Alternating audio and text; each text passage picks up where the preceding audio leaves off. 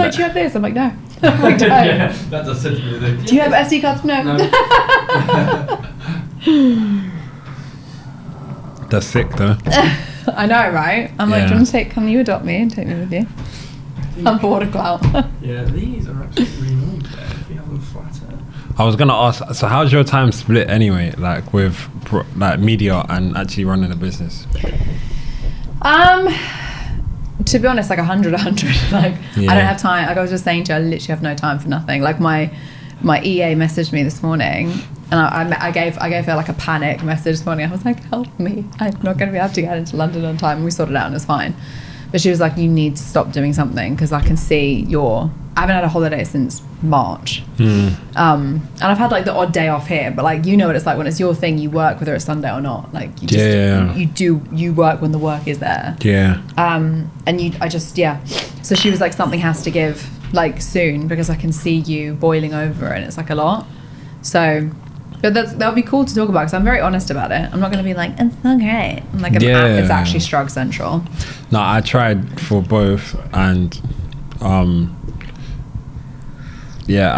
I kind of realized that because now I'm doing full-time career. Like literally this week I made the decision just because I want to I just wanted focus to on what you love. It's like my life's work. I think what I can do with it. Are they on? Yeah, it's all on. Great.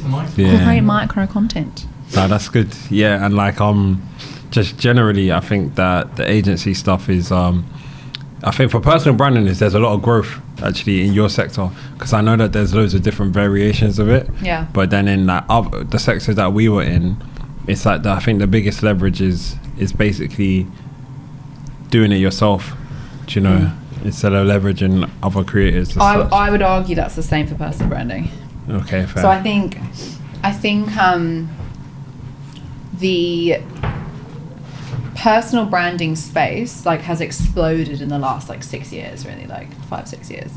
And I was really lucky that I founded Clout just when it was like taking off and going mainstream. Yeah.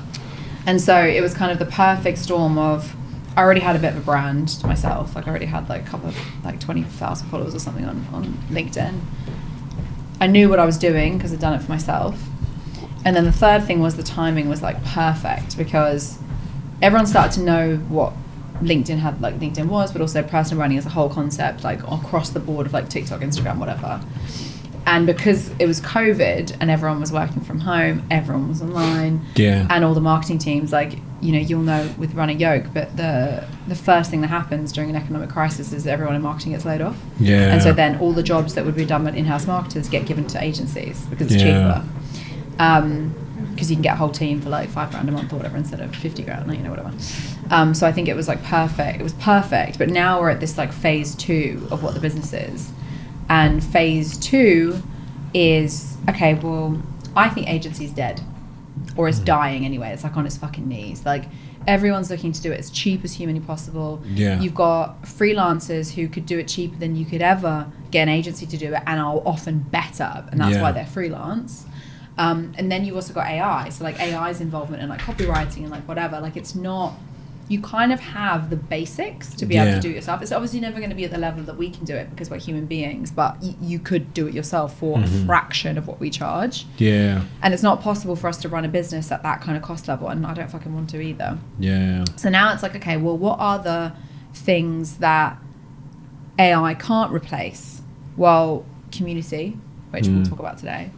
You can't replace a bot can't do strategy. It can give you a rough thing that's learned from online and like what information's been fed, but it can't say to you, like, for example, you're trying to reach people who feel like lonely, let's say hypothetically. Bots don't know what loneliness is, and therefore they don't understand what you need to communicate and what message you need to give and what you need to say and how you need to say it in order to reach those people. It can tell you like, oh, to reach lonely people you might want to do blah, blah, blah, blah, blah, blah, but it's not going to give you that like real human, like, well, when I was lonely, this is like, it doesn't know that. So you can't replace yet anyway strategy with a bot, but you can replace copy, you can replace video, you can replace whatever. So I think phase 2 for the business for us is going to be like, right, we've got our community, and our community are amazing. I love our community so much. I spend a huge amount of time like in there talking to people, like whatever, like doing all the untangible things as much as you possible. built your own platform to host them, isn't it? Yeah. Why? Well, we've just migrated away from our own platform into Circle. Wait, Circle. I feel like I spoke to the founder. Or is that Click? Yeah. So Click's very similar. Yeah. Very, I spoke to Click. Why did you migrate it? Because so basically we built it and it worked for how many users we had of it. It was great. It was a full like SaaS dashboard, like community. The problem was the elements that we built that we loved couldn't integrate with some other things, like for example Slack. So we wanted to have everything in one place. Like we wanted to have the chats in one place, the cohorts in one place, the curriculum in one place, the learning hub in one place, like whatever. And we just couldn't make that work. Yeah, so I get what you mean. We've migrated it over to Circle. And the thing is with Circle is you can actually, like if you pay an enterprise licensing fee, they'll brand it as yours. Yeah. So it's not like click or whatever. How has the migration been? It's really easy. Oh, really? 2 weeks. We did all the back end, and then we just went boom, pulled the trigger, everyone moved over. Like no, it was seamless. Okay, cool. That's interesting. Yeah, because we started the community on WhatsApp, and then after we started it on WhatsApp, we then hit the capacity. Then we moved it to Telegram. Then I just signed for I'm signing for a talent agency, and then they were saying something about Patreon, and then I was like, I'm just assessing. Patreon's good because then you can charge for it. Yeah, well, I do make money from it already, so it's like. But you could have like two. You could have the free one. Yeah. So just the standard free community, And or then you have premium. ones where people pay £7 a month. Yeah, I'm gonna. Like look if you at got that. 250 fucking members, or 1,000 members, or 7,000, like, whew. Yeah, we Can I invest? Right, ready? Common Mark, what? Yeah. Are you okay? I feel like we're sniffly today. Yeah. I think I just had a sneezing fit, but I think I'm alright. I'm always sweating now. No pressure. No pressure. Right. Okay, so A and C common mark. One take one, A and C common mark. One take one, A and C, Common Mark. Your go, dude. One take one. Well, what do B I and say? C. One take one, B and C common mark. One take one, B and C, common mark. He's the second person ever in the history of Clout branded, that has ever got that right first My time. favourite Really? was Aaron. 2 take comma 6. And I was like, what? Wait, no one's got that right. One person, and that was Aaron, whose podcast came out last week. Wait, so how many people have done it though? We've had 50 something episodes. Yeah, I felt that. And I got it's mad. Second person ever, smashed it. Right, let me just double check before we get into the body of your of the podcast. And this is definitely going to get kept in by our editors because they love to embarrass me. That's fine. Jide, how are we pronouncing your second name? Maduako. Maduako. That's a beautiful name. Thank you very much. Thank you so much for being here. I'm so excited. I've been stalking you on Instagram for like, I want to say 8 months, 9 months. Like low-key, like hype woman in the comment section. I was like, actually, I'm going to shoot my shot and get this guy on the podcast because I think what you're doing is just fucking amazing. And I love it. So thank you so much for being here. Before we get into the main body of the podcast, as the new format of the branded podcast is, I'm going to ask you 10 quick fire questions. Okay, cool. If you're game. Yeah, that's And you got to fine. give me your first answer. All right, that's No fine. stuttering, just go. Yeah, that's cool. Okay. If you could be any animal for a day, what would you be and why? I'll be a bird. Bird? What kind of bird? Eagle. Okay. Because I'll be able to fly and look at the world from another perspective. He's thought about these answers. Nah, it's We didn't send these, by the way. That was the most suave answer I've ever heard. I love that. I'd be an eagle, so I can see it from a different perspective. I expect nothing less from you. What is your go-to karaoke song? Mario, Let Me Love You. I love that so much. Yeah. You can tell which era we grew up in. Yeah, exactly. Okay. Would you rather fight one horse-sized duck or 100 duck-sized horses?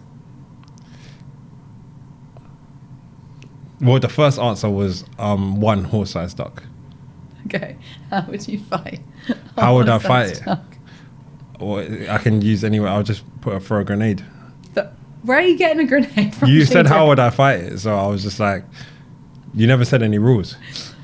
That's very true. You've got such a man's brain. Like we didn't lay out the specifics that everything is game. Do you want to build your personal brand but don't know where to start? or you want to start posting content and have no idea what to say to attract your ideal audience, sign up to Get Clout. It's a generative AI platform that delivers you a personal branding social content strategy and tells you exactly what to post, where to post it to get the outcomes that you want to get from your social media. Go to www.clout.com/membership to join 565 people today who are also building their personal brand. Yeah. What is the weirdest thing you've ever Googled?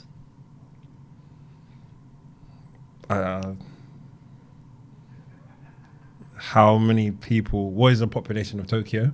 That's not that weird though. Yeah. I feel like that's like a classic. You were watching something about Japan, you were like, oh no, how many people are in Tokyo? To be fair, today I Googled what was the population of Senegal. Okay. Because I was speaking to someone about going to Senegal. That's kind of weird. That's that's weird. That's what Google's for. Yeah, well, I don't know. I don't, off the top of my head, I won't remember. Because, you know, if you Google something that's weird, that's so weird, you would forget it. Do you know what I mean? I remember you don't have children, do you? No. You won't relate to this, but I'm going to tell you anyway. I remember when I was feeding my daughter, so my first child, like at like 3 a.m. or whatever, and I was like in the madness of like not having slept for like 5 fucking weeks. I remember Googling like some mad shit, like what color should a baby's poo be?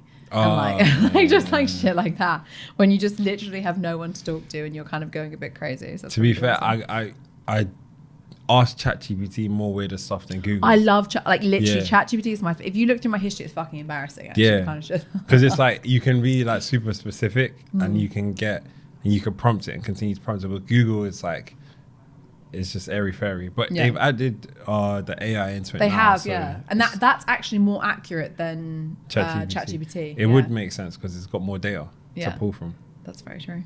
Smart man. If you could have dinner with if you could have dinner with 3 people dead or alive, who would they be? I would like to have dinner with Michael Jackson. Okay, good choice. Because he's a king of pop, and it would be interesting to understand what it felt like to be someone who spent their whole life in the limelight. I'd like to have dinner with my grandfather. He's passed away, but it would just be interesting to pick his brain a bit more to understand who he is and everything about him. And one person who's alive, Thierry Henry, because he's my idol growing up. So and I just he's coolest. So what I'm getting from you is you like family, you're dedicated to family, you like music, and you're a big football fan. What basic Jide, yeah. So basic surface level Jide, yeah. What's a food combination you secretly love but other people find weird? That's a very good question. Ketchup and pasta. What? Ketchup and pasta, yeah. Like if I have pasta, sometimes if there's ketchup, like say there's like sorry, there's no digging your way out of that. Yeah. Ketchup and pasta. What possessed you? It's not like I would say, I want to have ketchup and pasta, but I would eat ketchup and pasta. Do you know what I mean? Yeah, I would eat that together. Yeah. By choice. If the ketchup touched the pasta, I'll eat it. If that makes sense. Yeah. That's a fair. If I just fell over and the ketchup just happened to squish on the pasta. I was just trying to think of something. Oh my God, that is crazy. You're so funny. We go to Italy. Like my family live in Italy half the year. Mm-hmm. I won't tell them. Don't worry. They might send them out for you. Yeah, they will. They definitely be like, Mamma mia. Like there'll be lots of things. I know. I went to Italy and you didn't ask that, did you? No, never. Oh, thank God. Never. Thank God. Okay, if you had to live in any TV show or movie universe, which one would it be? TV show or movie universe? That's the first thing that came to my mind was obviously Marvel, but that's just so basic. Is it? I think that's cool. I think actually, what I would live in exactly word for word, bar for bar is the X-Men. I'd live in like the campus. I forgot what it's called. And hopefully I'd have a superpower that'll be sick and you can kind of do that. I love that. And then you can have your ketchup and pasta in the campus. Well, maybe my superpower will be like I can create any food combination and no one judges you for it. And no one judges me for it. And then, and I could just create food combinations and then I could push them onto cultures that traditionally didn't eat them. So then everyone in Italy will eat. ketchup and pasta. I love that. That's my superpower. My superpower is oppression Yeah. of food. Shit. Yeah. Boom, you will eat this and you will like it. And they're like, please stop. I love it. It's not a bad power. What's the worst haircut you've ever had?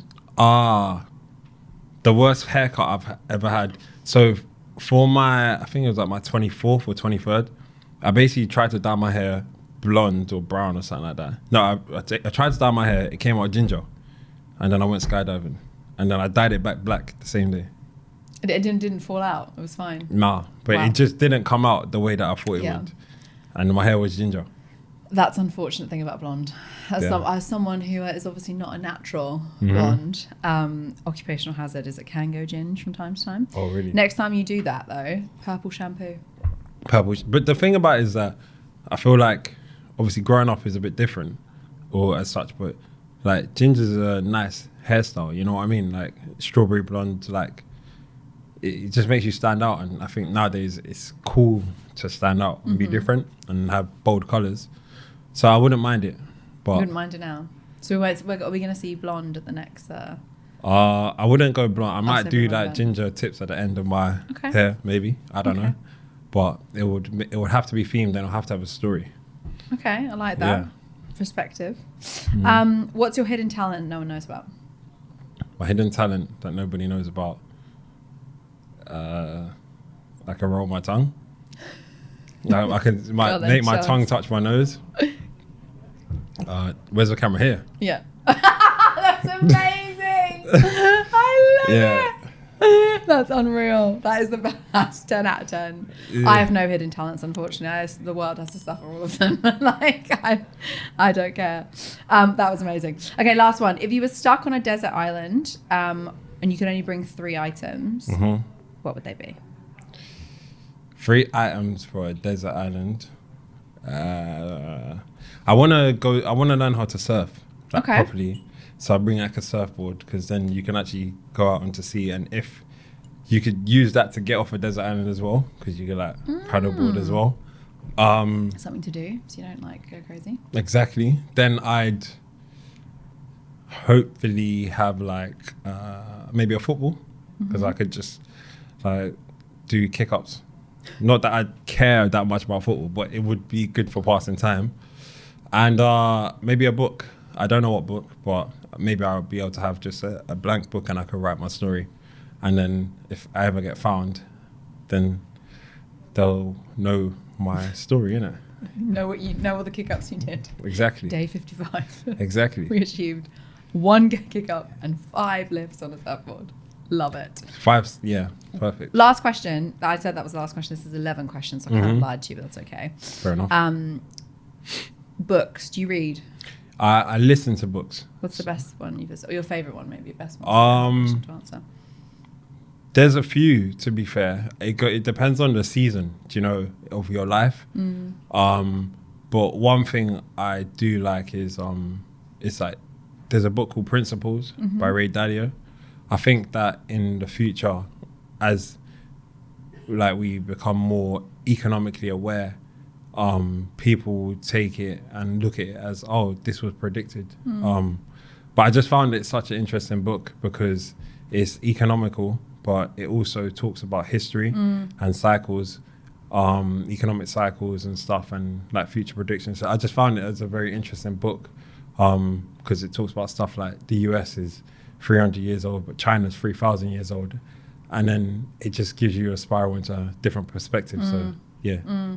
It's a really interesting book, actually. And I think it's like the 8 to 12 year mark, isn't it? Like it always repeats itself. So, like, yeah, it's a really good book. I agree. It's fascinating and also applies, I think, into life as well. It's not just economics and not just finance. Well, thank you very much for humouring me with your 10, but it turned out to be 11 quickfire questions. Thank you. So, early career, started in football. You played Leicester City when you were younger. Yeah. And you played for some pretty decent sized clubs. Talk us through the journey from childhood into becoming a professional footballer, because I'm imagining that was A, incredibly tough, and B, was quite different to what all your friends were doing. So like growing up, everyone in London wanted to play football, innit? Every boy just wanted to be a footballer. And from my perspective, my mum was always like, she doesn't want me to play football. She wants to be a doctor. Right. So I was always kind of having to fight to play. But then my dad, he always encouraged me. But then at the same time, because I was naughty in school, it got to a stage where my mum used to just be like, yeah, you're not playing on Sunday because you got into detention. So she'll kind of use football as like, take that away from me. So then like I was always like one of the better players in my year, and then we'll go and play it in like different levels and I'd always be decent. But then I've always wanted to do stuff to like a world-class level. And I've always just wanted to like see the world and just achieve great things. So fortunately, like I had a bunch of trials like throughout my teenage years, had like loads of different clubs. And then at the last kind of hurdle, I ended up going to Ipswich and then signing for them in like the pre-season. And I went back into my secondary school and I was like to my head of year, like, yeah, I'm not coming back, I'm playing football. And he was like an arsehole to me like for all the years. And then as soon as he said that, he just like kind of changed his tone and stuff. Then obviously I got released from Ipswich and then I had a year's pro at Leicester. And that was eye-opening because Ipswich is like a very family-orientated club. And it's like you're in a town. I went from living in London to like Suffolk, where your neighbours say hello to you and stuff, and you can smell like horse shit. And when you're in the morning, which ain't a bad thing, to be fair, it's not a bad smell. It's so funny. The neighbours say hello to you in the morning, and you can smell horse shit. Yeah. I won't lie. That is one of my favourite like smells because you know when you can smell horse manure or like just manure generally, that there's fresh air, that you're in the country. Like smoke. I love the smell of like when they've got bonfires. I love it.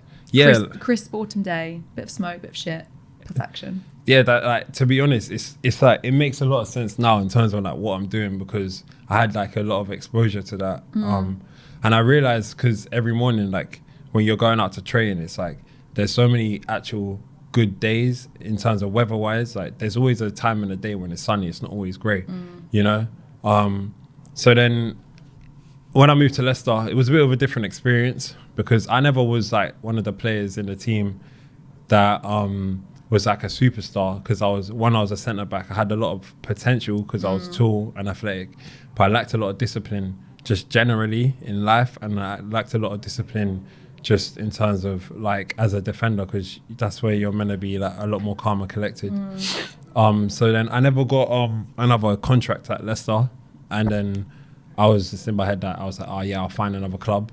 And then I ended up going to like non-league, and I was just like going from like a facility where like you're getting given boots all the time. You got like all the players in the first team are like well known, like it's a crazy environment. And in 2013 as well, Leicester were flying. Yeah, they were doing good. So like it was a great time, but then what ended up happening was that I went down, and then you're playing with people who are like builders, and then like they probably grew up playing in academies and stuff, and I just felt like I was like, I don't want to be in my mid-20s like driving up to Baggleswade on a Tuesday night, like scampering home from work.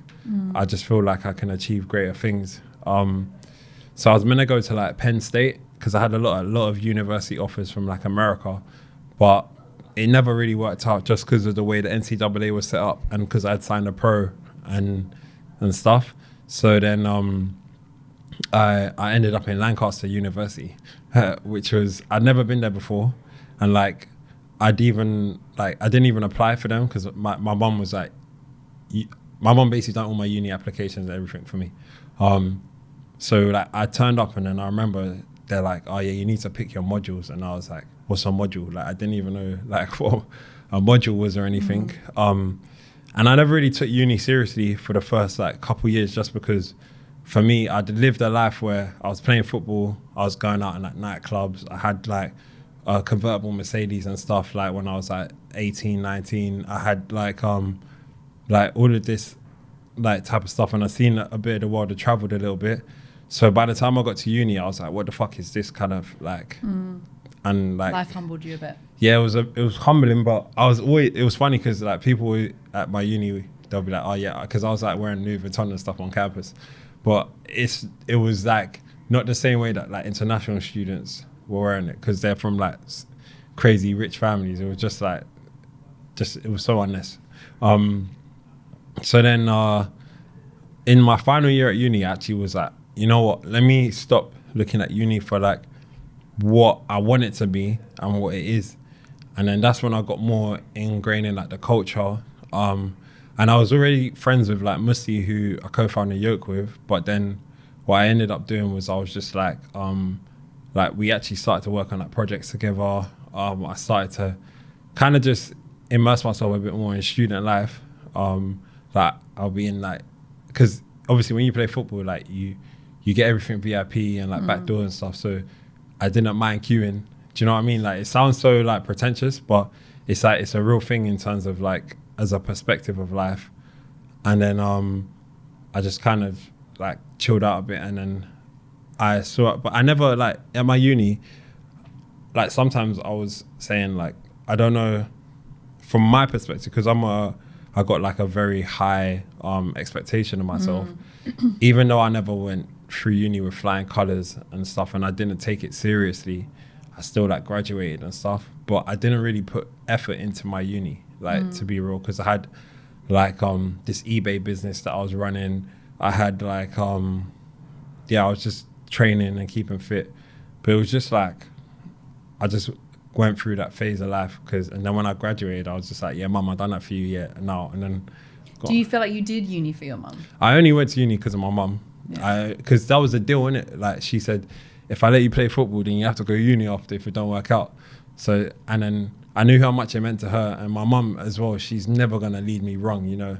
I'm her boy, so she just I just had to trust her, innit? But yeah, that's why. It's funny. I had a very similar experience of university. I like was like whatever. Like everyone I remember year one. Obviously, everyone's in halls, right? Not this one. I rented my own apartment in Shepherd's Bush. Had bought my own car. I was working. I was earning more then than I earned when I was like 25. Yeah. I had an eBay business on the side. I was making cupcakes, selling them on a stall, and so I had, like, it was just like hustle.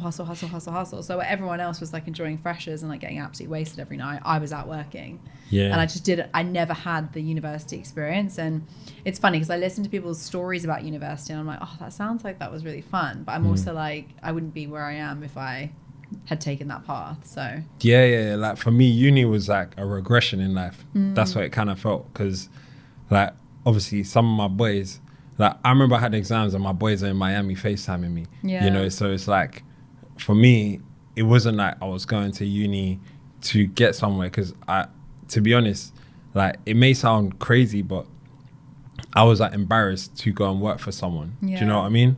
Because I always said, oh well, if I don't play football, then I'll just start my own business. Why do you think that is? Do you know what? It's because I think of the way when you're growing up in London, like you have high expectations of yourself, and like I've always made like money, like in terms of in some format. Maybe sometimes it's not I'm making lots, sometimes it's I'm making lots, but I've always been self-sufficient, if that makes sense, since I was like 15. So for me, I was like, I don't need anything from anyone. Yeah. But then I realized, because I graduated from uni, I went to work at Sweatcoin, which is like it's like an app. What I realized from that is that I was like, you can learn from other people. And so I went to work at Sweatcoin and stayed in London, because I was gonna go to Bali. I think it was Bali or Thailand, and I was just gonna like, trade crypto and live, because I was at uni at trading. Dream. Yeah, no, it was a real thing, because I had like, because I started to do eBay business, and then at uni, then what I then did was I started to contact all my competitors. Then I was like, actually, I'm not gonna fake. I contacted my main competitor. Then I basically was like, I've got we made friends, and he's like, can you give me access to your supplier? So I was like, cool. So I just started to act as my supplier and then wholesale to him, and then I wouldn't have to touch anything. Yeah. So I'd add a markup for doing nothing. So then I started doing that, and then I just was investing it all into like crypto. And then I started trading crypto because it was just during the days where like you could buy like a coin for like people wouldn't even know what this is nowadays, but it's like 100 satoshis was like, you'd find coins that are less than 100 satoshis, and then they'd get to 100 satoshis, and then that's basically like 100x. Do you know what I mean?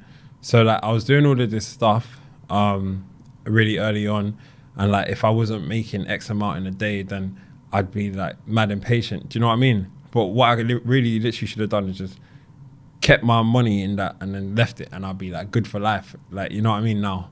I look back now on some of my Binance accounts and I'm like, am I fucking crazy? Like, if I hadn't taken like Bitcoin out and ETH out when I did, it would be worth like £500,000 now. Yeah, like I was like buying like altcoins as well. So like there's just so many like transactions, and like I remember. What was the one that went massive? Dot, was it Polkadot? Oh, Polkadot, yeah. Oh, Polkadot. See, I remember when they done the ICO for that. Then there was like, there's so many like things, but obviously at the end of the day, like I just was like, I don't know, I just don't have regrets and stuff. So that was just an interesting part of my life. Like, you know what I mean? It wasn't like, that was a making of me. It was just like, that was an interesting moment type of thing. I feel like that seems to be your approach to life though. What? It's like you're like, everything, like this is just interesting and like we'll just do it and like see. Yeah, because at the end of the day, like the way I look at things is that I just want to be able to look back and have I already enjoyed my life, and like, because where I stopped playing football, like I actually had to mourn that, like so I was like 19, 20, and I had to like really like assess my identity in terms of like, people always knew me as like Jide, the footballer, and like there's so many perks and things around life that you get from that. And I'm sure a lot of friends as well. Yeah, a lot of friends, loads of. So then when I stopped playing football and then I had a reset in life, it was like you ate humble pie. But then I realized I was like, all of that stuff is like fake. You know what I mean? Like, and all the attention and stuff, because I had like attention from it at a young age, not the same way that it is now, because it's still different in the sense that, and I wasn't like the main role player in the team and all of that stuff, but I had all the perks of everything. Like you go out with the first team, some of my mates, you go out to a club and then there'll be like tables and all of that stuff. So I had all of that, but then after you come out of that environment, you have to assess you reset who you are.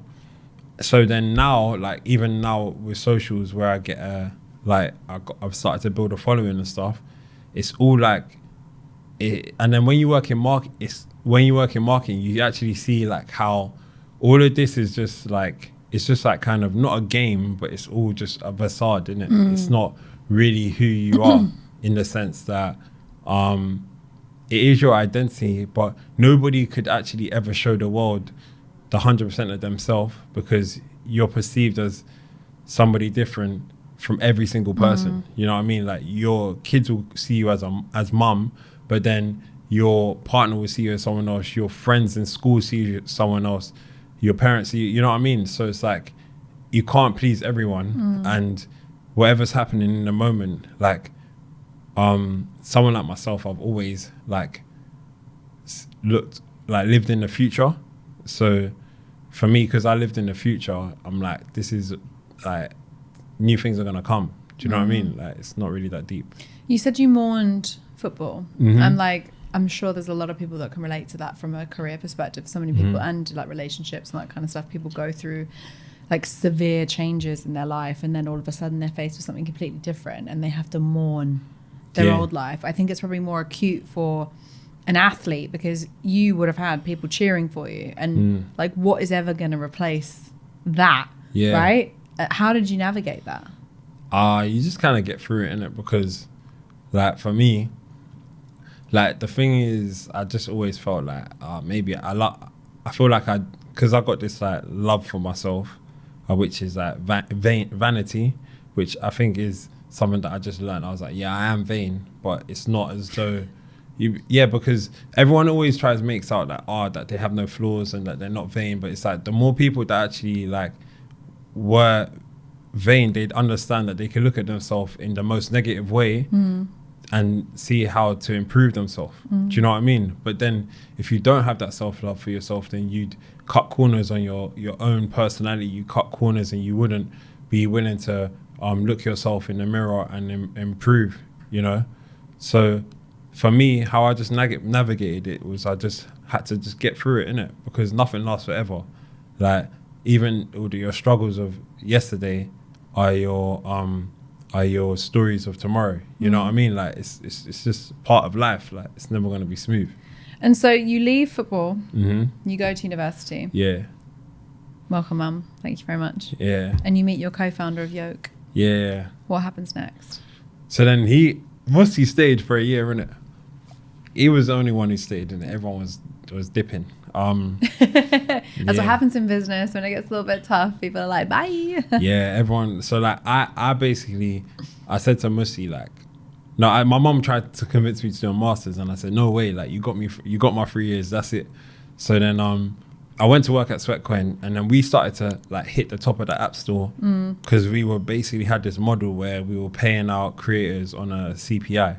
So what would happen is that there were all these Snapchat and meme pages, and what they did was that they would grow. They would have like millions of audience on Snapchat, but they didn't have any way of monetizing because technically it wasn't brand safe and there was no tracking and visibility. So we had this model in the app where you could copy a link and then you could promote it, and then it will track everyone who downloaded, and then like we had creators and that were making like thousands a day from it. So then obviously where I saw that model, and I didn't come up with it, but I was part of the team that was like managing it. You know, I was like, why don't we just scale this out for like other apps and have a marketplace?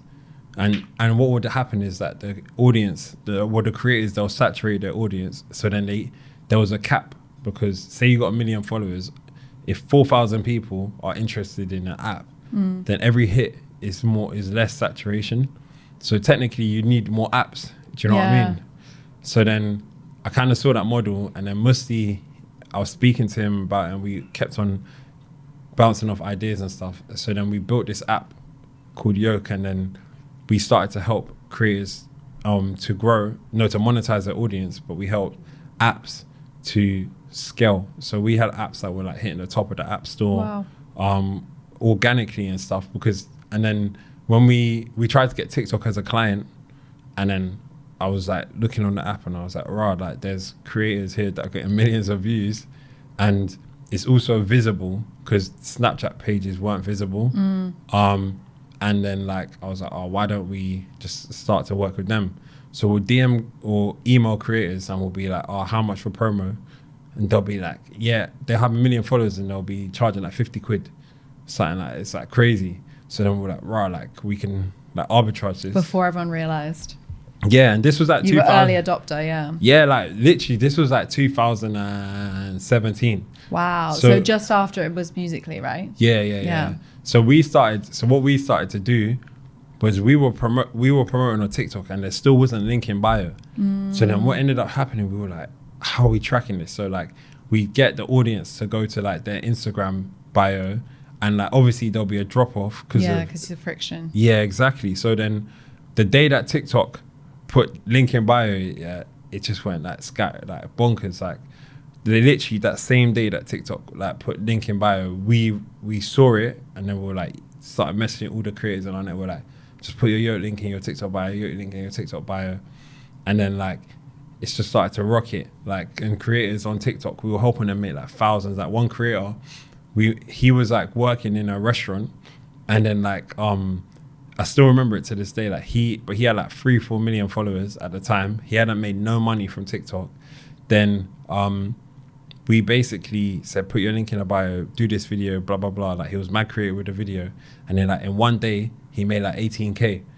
And then he was like, obviously he's like 17 and working in a restaurant. And then the story in the office was always like, he was working in a restaurant. And by the end of the week, we helped him be able to, he could have bought the restaurant. Do you know what I mean? So like, we were doing all of that stuff, growing the business. And then what ended up happening was that TikTok, like we just had different cycles. So obviously there's like tracking change, because you know the IDFA with like there was that change with like the app with Apple and tracking, so that affected things. So then we moved to like more paid models. So we'd put like media spend behind the content, and then now everyone's doing that. And then we had like a time when we had a talent agency ourselves. So we started to sign the TikTok talent. And part of that was because we could like see their inbounds, and then we could basically see all of the inbounds as well. Then we could like upsell the client for the creator, but we could upsell like our service. Yeah, so like to manage it. Exactly, to manage it. So then there was that. Then we had the Wave House, which was like a TikTok house, and then we like growth hacked that, and then we gained like 1 million followers in a week, and it's still like got like 3.8 million on TikTok or something like that. So we just done a whole bunch of stuff, and then I kind of was. You experimented, it sounds. Yeah, we tried, but we that's how you run an incubator. It's not how you run a business as such, because some of the projects that we did, we took too much risk on it when we should have probably put less capital, tested it more, or even just didn't do that and just kept things simpler. So we just tried out different things, and then we got tired of like the business got a bit too bloated, just because like as the product and the agency model kind of got commoditized, everyone's jumping on TikTok. Every brands like want to work with like agencies with array of services, not like boutique, you know. So then it kind of was at a stage where we kind of just had to iterate, and then we just like were like, all right, cool, like this isn't gonna work and stuff. So and I kind of got sick of like selling my ideas, because like what happened is that you start to go for bigger briefs, and instead of just selling like, oh, we can help you grow, we can give you a whole strategy. That's what you have to start selling. So you're going and you're speaking to brands or like stakeholders in businesses, and you're like, oh, I can do this for you, I can do that for you, I can do this, and I know I can do it, but they don't know you could do it, because the pitch is irrelevant. Because with agency sales, it's actually just a relationship thing. It's nothing about what you can do.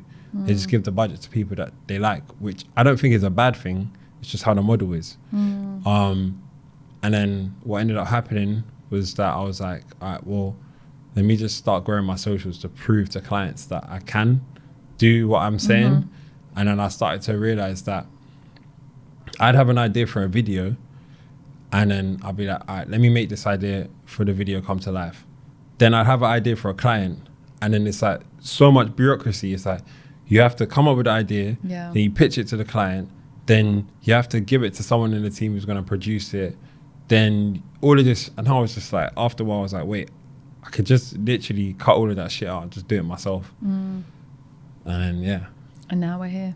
Yeah, exactly. Yeah. But that's how I came across your content. I was like, your content was so different. Yeah. And as people that are copying you now. Oh yeah. But it's so different to what I'd seen before. Like it was authentic. It was like certainly the kind of Everest content that I came across was almost like old school vlogging on YouTube. Yeah. Like before, like this like short form, quick, whatever. And I'm like, I'm waiting for the next episode. I'm like, wait, what? Did you make it? I don't know. Like, did we make it to Basecamp? And I think that you've built a really invested audience off the back of that. Yeah. And the other person I've seen do that really well is Alex Dodman. I'm not familiar with him.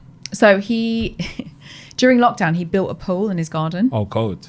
Like actually himself dug a hole and built a pool. Like tiled it, plumbed it, everything.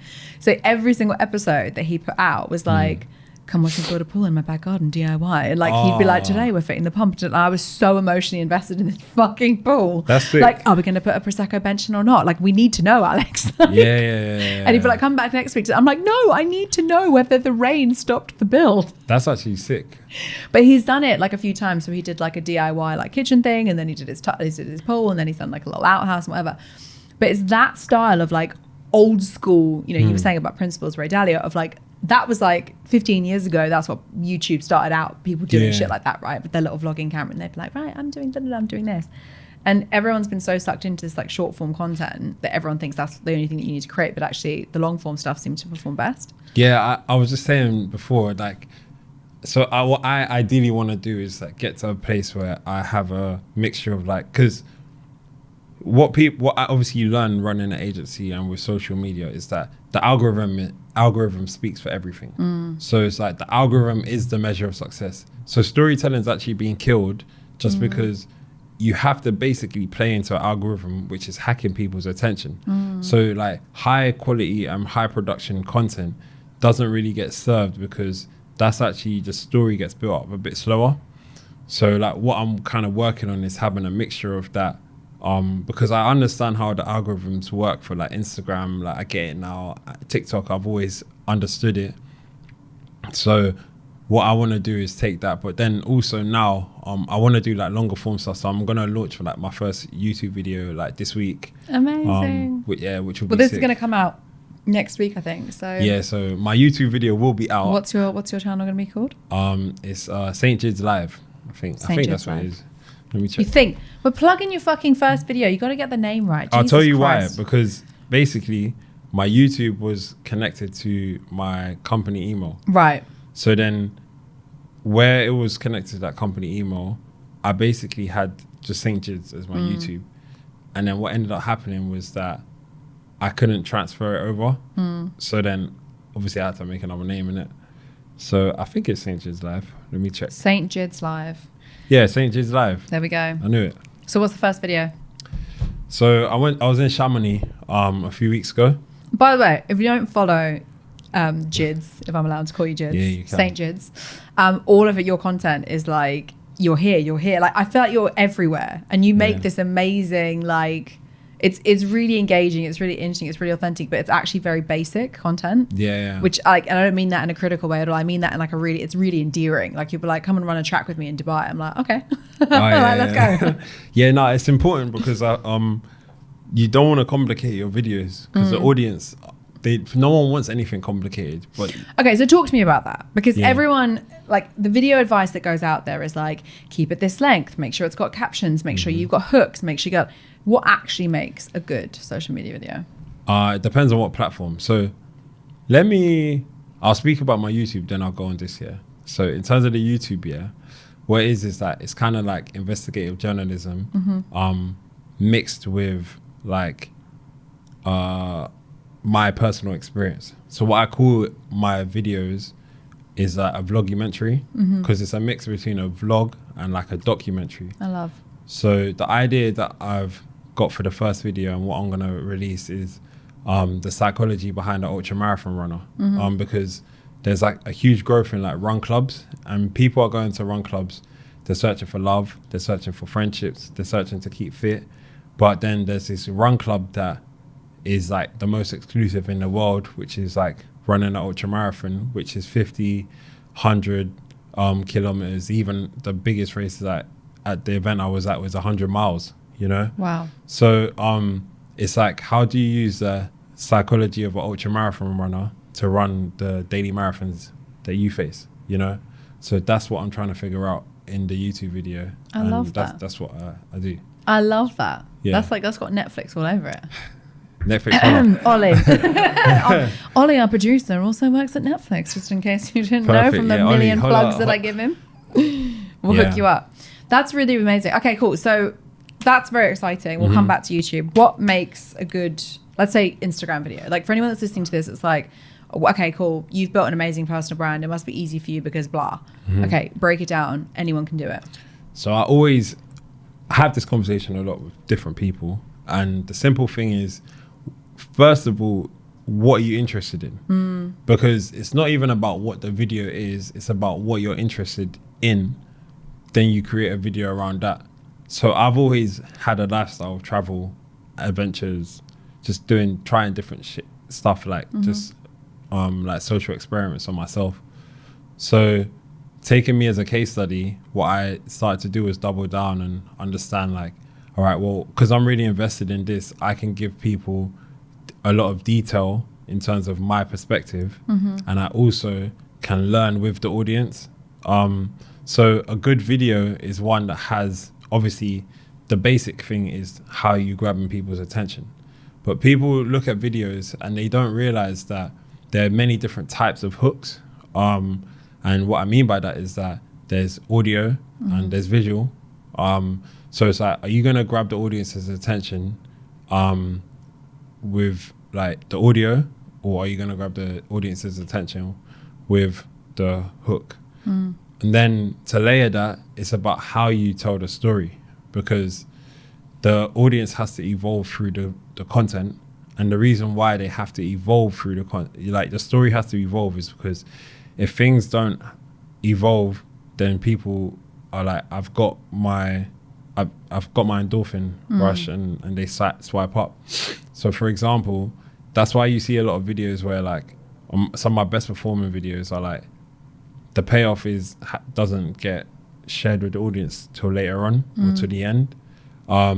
So you have a good video algorithmically has a payoff as far into the end as possible, but a good video in general is one that you're interested in and you're talking and sharing your experience authentically with the audience.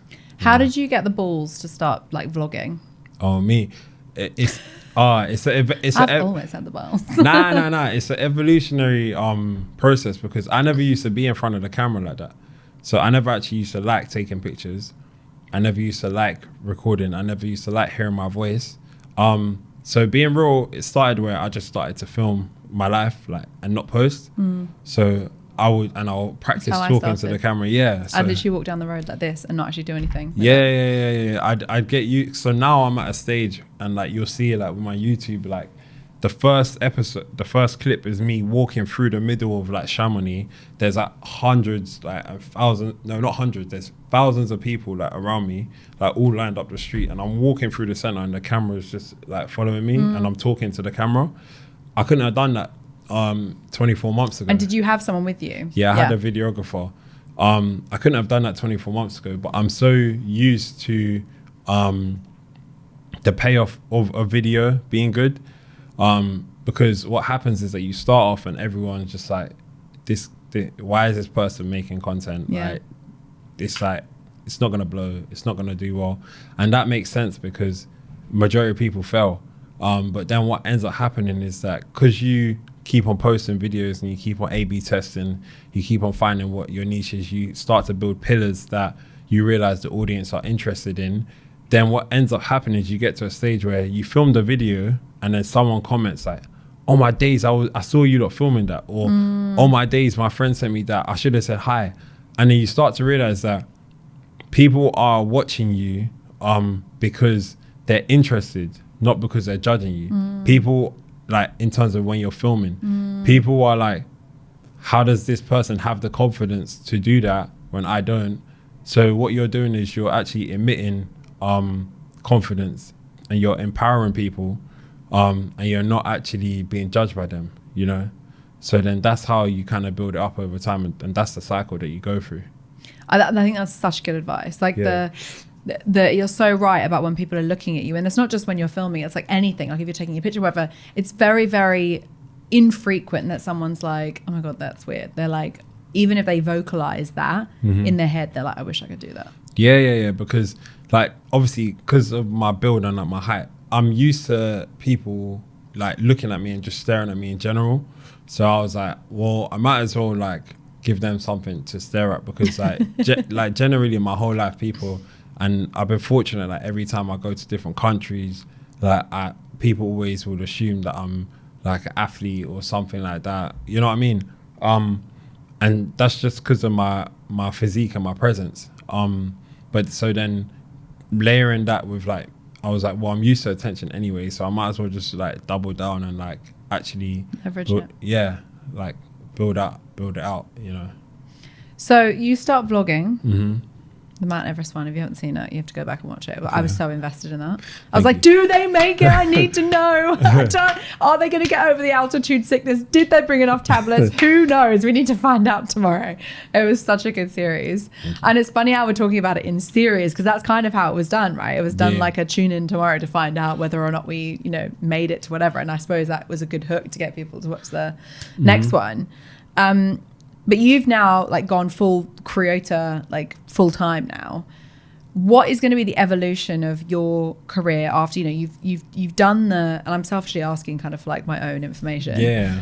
You've done the agency thing. You right, as we were discussing before we started recording, like I believe that the standard agency model of like you pay a fee, you get a deliverable is dead.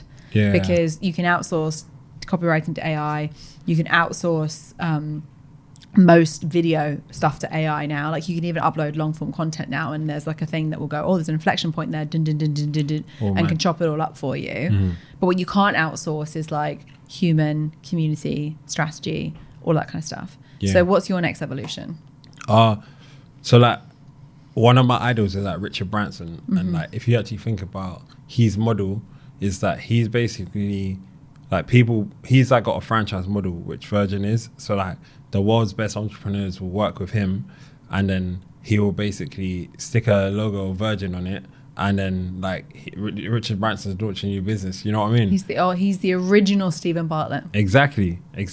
So he's like someone who I've always just found interesting, and it's resonated because like he's obviously a British entrepreneur.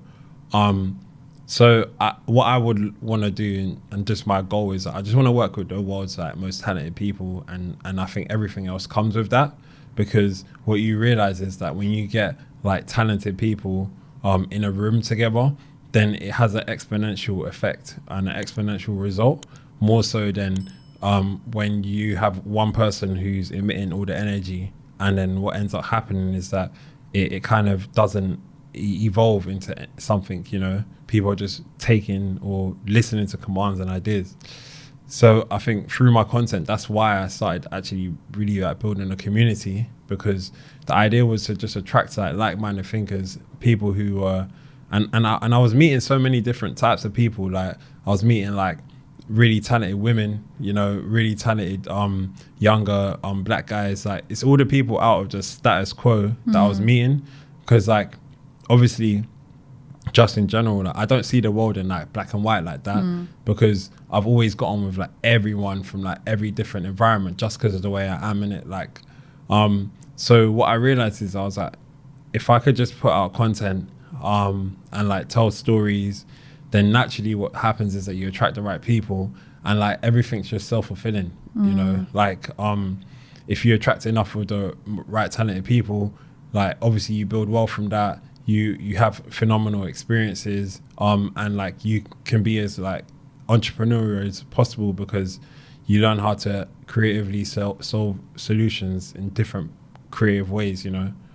So the community, talk us through that, because like that I think is honestly like your biggest flex. Like not to discredit like anything you've done, but taking the fact that people are interested in your adventures and going, well, actually, maybe we can create some together, and then building an entire community off the back of people like going walking every fucking month and like all that kind of stuff, which is the opposite of what anyone else is doing with their social media, by the way. Like you entered this chat talking about run clubs and ultra marathons and that kind of thing.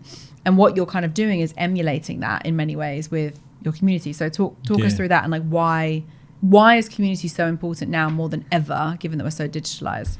Well, I think because everyone's just sick of being online, to be honest. Like, and I realized with a lot of like people who are like active in life, like and that means like high school professionals or even like NHS workers and like just parents. What happens is that I was at a point where I was getting like billions of like Slack notifications, LinkedIn DMs all the time, Instagram DMs, texts from like the family group chats, emails that I got. And you have your personal email, you have like your private you have your business email, then you might have another email where it's just a bag of newsletters. Then like I've got an email address just for receipts and newsletters. Literally same. So like it's just too much, like you're overstimulated. So the only way I could actually counter that was like just being like dashing your phone and getting outdoors, So then ended up what happening was that with the community, I was like, how can I take this concept of me being on Everest and how can we actually like do it at a grassroots level? Because not everyone's going to climb Everest. And what you realize is that there's so many people who want to go on adventures, and you can go on an adventure even today. Like if we want to, we're in central London, if we want to go on an adventure, let's just walk down one of the back roads and figure out like what stories and like history, you know, adventures are. As my boyfriend says, use your nose. This is what I'm saying. He always says, he's like, whenever we're driving somewhere, he goes, use your nose. Yeah. Like he's like, turn that shit off. Yeah. It's I true love though. it. It's true. So like, I was obviously coming from like a football background. I was like, well, there's the Premier League, which is Everest and like base camp, and even that's not Premier League, that's like Championship, because if you're summiting Everest, have you watched some of the document? I felt after your content that I came across, I fell down a rabbit hole. Jids, like I was like, right, I need to know everything, how many people die every year, like which one's hot, K2, fuck me, K2. K2's mad. And then my entire explore page was like K2 Annapurna Mount Everest, like for about a year. And now I'm doing it next year. I'm not doing the full summit, but I'm definitely doing base camp. No, base camp's good. I like, I'll do it again. It's just, it's a bit chilly. When did you do it? What time of year? April. So I've heard it's that bit, and then it's like just before October is like the best time to do it for like the avalanches and like all that kind of shit. Yeah. It's we got a sickness good time. was okay. Yeah, altitude sickness. I never really got it. Just because you have to train. So you go to altitude center in London. Then when you go to the altitude center in London, you just get used to acclimatizing. And basically, the thing with these summits is that, or these like treks in high altitude, is that just walk slower, like and make sure your nutrition is up, and make sure you have good quality equipment as well, because if you have a poor night's sleep, it's going to affect you the next day. If that affects you the next day, you're fucked. Then it's the spiral. It's a spiral. So I was looking at that and saying like, all right, cool, there's a Premier League, but then there's also like people play football Sunday league every single week. So I was like, what's that look like? Then I realized like just the local parks, like the UK, we have so much on our doorstep, and you can emulate that by having that as a grassroots level, and then naturally people will grow into adventures, or they stay at the grassroots level and they just enjoy that. Have you always been adventurous? Yeah. I've always just been impulsive. That's what I'd say. I've always been impulsive. Yeah. It's, you know what, I think, not to like overly flatter you, because your head might blow up and we won't be able to get you out the door. Thank you. But I think what you're doing for particularly young people as well is giving them a window to like what life should look like. And I think like you and I have made money from online, right? Like I've built my personal brand online. Our business is 100% delivered through inbound leads that come through online. And I am forever grateful for social media, because if it wasn't for social media, I wouldn't have the career and life that I have. And I'm so, so, so grateful for that. I've met my bestest friends in the entire world online. Like that's how we met, right? I met my boyfriend on, like it's my whole life is because of online.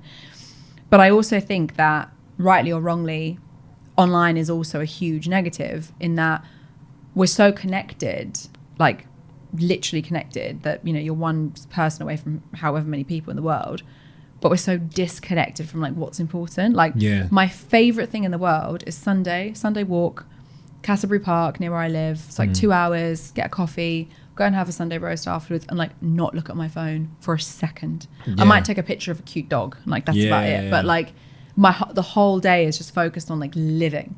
And you said earlier about living in the present. I actually am living in the future. I actually think people spend so much time living in the future. Like they'll look on their Instagram and be like, oh, such and such got to 1 million by 25. Fuck, I've got work to do. I need to keep going. And I fell a victim of that massively over the last couple of years, of like, well, I have to build this big business because like that's what everyone's expecting me to do. And actually the joy that I get is in like the shit that has got nothing to do with that. It's like in the little present moments of like, you know, saying hi to you and like, you know, bumping into you in Soho House and be like, oh my God, I know you. Like those are really cool. Like that interaction would be nowhere near as fun as if it was like a DM on Instagram. 100%. Like, because I grew up in an era where I've just been very, very lucky at the timing of my age, because a lot of people my age actually don't know how to use social media to their benefit. But then, because I was in the industry of like TikTok, and I was just seeing all these young people, like, and I just learned so much from like Gen Z. But I'm a millennial, so like I was in schools, like they'll be like, if you see a girl, and my boys will be like, yeah, you have to go chat to her type of thing. And if you didn't speak to her, you weren't going anywhere. Then everyone's clowning you. You know what I mean? So like you had to actually learn how to speak to people. And then obviously where I went to school in like Essex way, like it's like you'll be in Waitrose or you'll be in like the supermarket, and then you end up in a conversation with like an old couple, or they'll give you banter and stuff. So it's just that whole vibe of just like actually connecting with people is what I still love. And then when I go back to Nigeria and you're in the village and stuff, it's like you are very like present, you know. And so like for me, I think that people are so caught up, and I think just generally people are sick of online, they're sick of social media. And there's two types of people. I think there's people that go on social media and they consume and it's like a negative revolving door, or there's people that go on social media and they empower, and it's a positive revolving door, because your For You page can also be all this educational content, you know. It's curated for you, right? It gives you what you like. And that's the thing that drives me fucking nuts, is when people go, oh, but like my feed is all this. I'm like, well, change it then. Like it's your feed. It's particularly on TikTok. All you need to do is just watch different stuff. You don't even have to like anything. Just watch it. Yeah, exactly. Like so I've just been very blessed to have grown up at a time and to have had a lot of life experience just because of my impulsiveness. So it's allowed me to get to a stage now where I just really want to empower the people that want to be empowered. It's like, it's not a force. Like, I think everyone has different ambitions in life as well.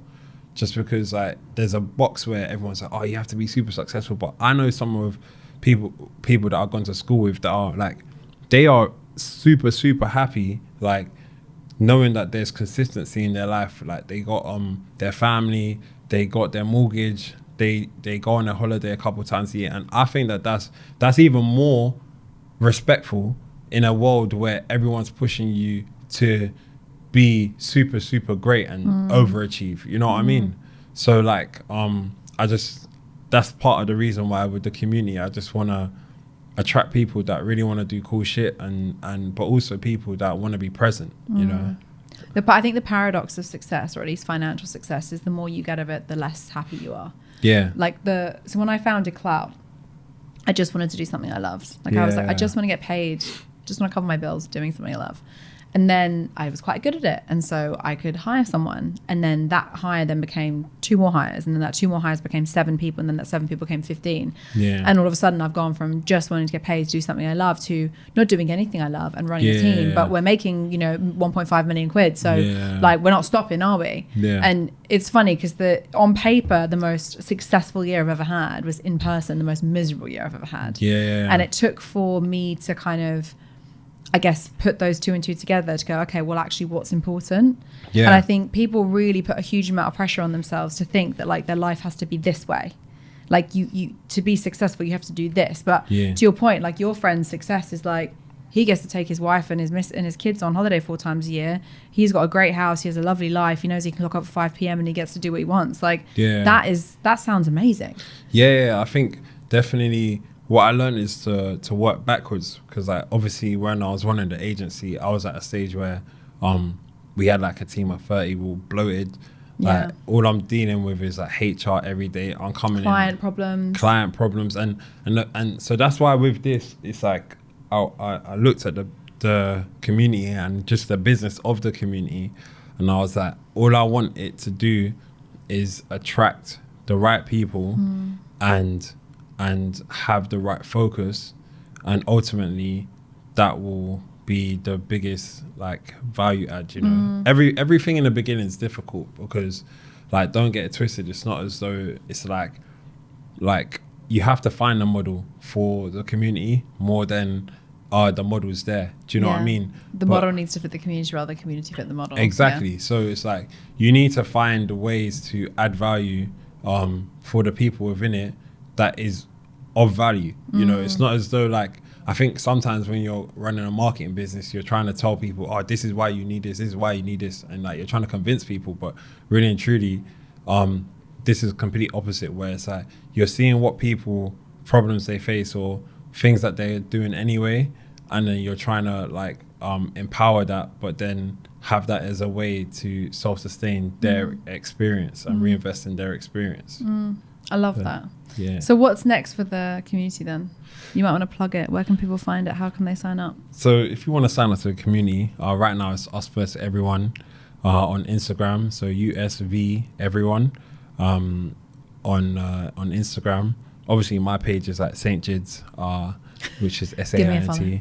Yeah, well, you don't have to follow, but you can so you can have a look, and if you like it, have a look. Yeah. If you like what you see, you can follow. Yeah, if you want to be empowered, then you can follow. If you want to live your best life, you need to follow me. That's what I'm saying. Like, I'm just trying to help you guys, isn't it? But then also with the community, what is next is that we're trying to work with talented people that want to share skills and empower others. Through experiences, through bespoke classes, like even the more bespoke the better, because it's like, imagine someone, like I went to this like Italian artisan class a couple years ago where it's like teaching you how to make pasta from flour. Was that the pasta evangelist thing? Nah, it was this. I found this on Airbnb. So I did something like that, and it was the funnest evening. So I'm very, very lucky that my mum's an amazing cook, and she makes like really good pasta. Yeah. And so we've always done it, but like I went with my girlfriend who can't cook, and I was like, should we do this? And she was like, look, you can't fuck up. It's water and flour. Like, there's like very little you know, but it's so fun. Yeah, it's fun. It's like, it's because what I realize is like that's sick, but what makes it even sicker is doing it with people that are similar interests. Yeah. Because sometimes you go to these things and the experience is ruined because you're not with somebody that is into it like that. So that's like the K factor benefit of like when you do it through a community. So like I want to work with these types of people as we build out like just in terms of the different types of experiences, so then they're complementary. Because what you realize is that a lot of people that are very interested in getting outdoors and adventures and stuff, they're just genuinely interested in trying out new things, you know, like myself. Like I've done so many like cocktail making classes, artisan, like all this, like you name it. So what ends up happening is that you kind of get bored of one thing, or you want to keep one thing and you put a premium on it, which is like the walks and the adventures, because you're not going to do that every day. And then during the week there's like little side quests and stuff that you can. I love that you call them side quests. Yeah, because it is. I love that little pottery side quest. Yeah, like you could. I've done pottery before. yeah. Got there in the end. Yeah, I know. I got there. That's what happens when your tongue can touch your nose. It's true. It is true. Yeah, it gets me in Well, trouble. I think it's an amazing community that you've built, and I'll definitely be joining you guys on one of your walks very soon. Yeah, make sure. I think it's the irony is not lost on me that I'm sitting here talking to you because I came across you on Instagram, and we're both talking about how people just don't like social media right now, and how can you turn social media into a place that people feel connected as opposed to disconnected. Yeah, no, it's good being here. To be fair, what I find interesting is because I actually saw you on LinkedIn. Interesting. Time ago, and then obviously I saw you on Instagram. Then I remembered you from LinkedIn, and then that's when I was like, okay, yeah, well, like I rate what you've done with your platform and how you're empowering people, telling your story. So I think that it goes both ways in terms of like, if it wasn't for you like putting out your vision and your story, then you wouldn't be here either. So like you've done amazing as well. I appreciate you. Thank you. That's all good. Phase 2 is coming. Watch this space. Jids, thank you so much for being here. Super appreciate you. Us Be Everyone on Instagram, and make sure you guys go and check it out, and also follow your new YouTube page. Oh yeah. I'm looking forward to seeing that. Invest to give journalism. I can't talk either now. It's all good. It's all good. It'll be good. You'll enjoy it. Thank you. Thank you. Thank you for listening to this episode. I absolutely love doing these podcasts, and I would be able to reach a hell of a lot more people if you like and subscribe. So thank you to all of you who have already liked and subscribed, and if you haven't, please subscribe and leave us a 5-star review so we can reach more people.